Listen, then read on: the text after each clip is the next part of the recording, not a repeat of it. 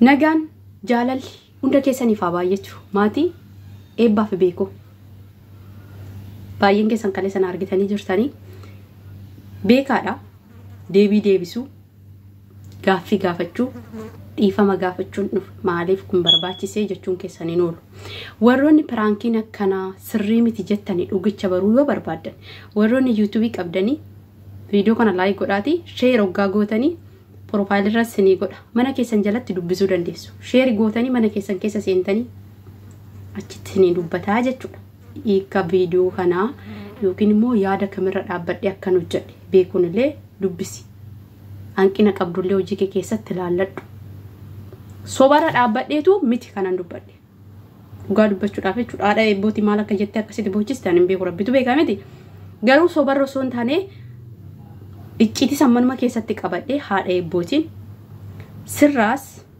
fayyoo jaalalaarraas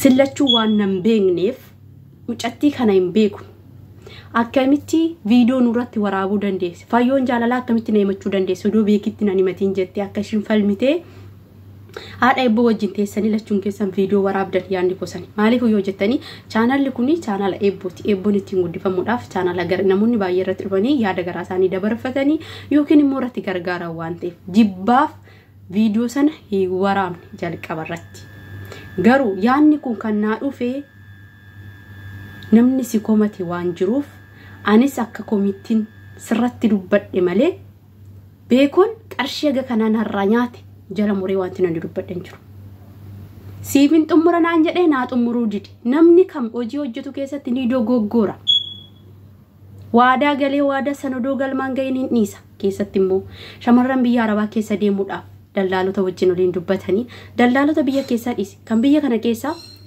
birrii irraa fuudhee akkaawuntii keessatti galchuudhaaf tole jedhee osoo hin galchiin kan nyaatu nama meeqatu jira osoo yaada kana keessatti mucattiin kun maal yaaddee dubbatte akkamitti narratti waraabuu dandeessu doo jettee keessatti atumti yaaddeetta ta'e tokkoffaa irratti fayyoo fi beekii pirankii gochuudhaaf hin turre an haadha eebbootiin haadha eebboo yaadni koo kana yaadni kana jedhu barreeffamni kun na bira jira barreeffama sana haadha eebbootii ergee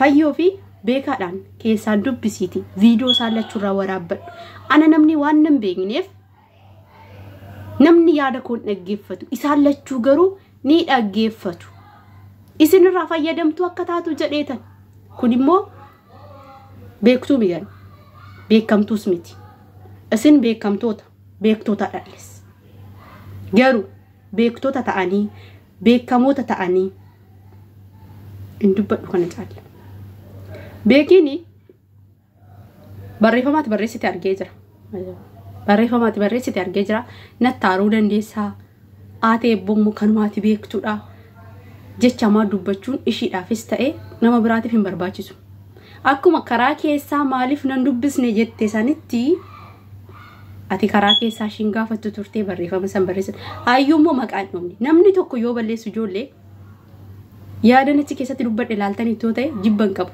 fayyoo jaalalaa lakkoofsa ishee keessaan nan qabamu garuu blookii nagooti jedhe kun soba achi viidiyoo san keessatti anatu yakkamtu ta'a malee beekaanis yakkamaa miti fayyoon jaalalaas yakkamaa miti ayyuunis yakkamtu miti osoo isaan keessatti ilaalanii haadha eebboo wajjin wal falmuudhaaf carraa kennanii firoo ta'ee viidiyoo wal falmii bareeda dhaloonni irraa waa baay'ee hubatu ta'a nama meeqatu dhalootaaf dhaloota meeqatu blookii ta'aa oolu guyyaa kanatti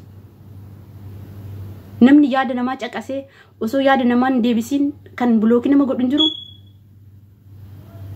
ani akkasitti ilaalchi koo agasana ilaalchi koo dogoggora ta'uu mala garuu maqaa si balleessuudhaaf miti garuu yaada viidiyoo pirankii kanaa kan dhufe koomentii yaada bal'aa sirratti barreeffamee gubbaa kana jiru isarra dhaabbadheeta yaada kana fidi haati eebboo viidiyoo naa hojjedhu yoo jettu jechuudha sababni isaa mana namaa keessan jira har'a fakkeenya yoo na waaman nan deema agasan waan itti yaadee dhaloota ofitti fuudhee namni daawwatu hojjechuu hin danda'u chaanala mataa kootti irratti kan hojjedhu viidiyoo garaa garaa irratti yaada kenniti jibbanis jaalatamuunis dhageessee akkasitti yaa beekoo hubadhu garuu hanqina guddaa nuti qabnu akka ijoollee Oromootti akka sabaatti akka guutummaatti falmii jabeessina. Kan namni wal tuffannu jabeessina. Kanatu irra caala waa argachuu dandeessa. Namni 300 daawwatee homaa fidu bar. Ni bee namti baay'een keenya. Ani YouTuberin hojjedha. Namni 300 kumni lama naa daawwatee birrii takka naaf hin kennu. Birrii takkaaf shilingii naa kennu. Maal naa godha? Ani damoosan qaba. Naa kaffalu baate dantaan qabu YouTube irraa. Laatee boo garuu itti dhimmitee hojjetti irraa argachuudha. Kanaafin kana sirratti yaadee hojjedhe yaa beeku. Aga komentii barreessitu haadha eebbooti bilbila bilbiltee fi haadha eebboo maaliif kana goote mucayyoo sanaan hin beeku mee mucayyoo san wajjin wallaa agarsiisi.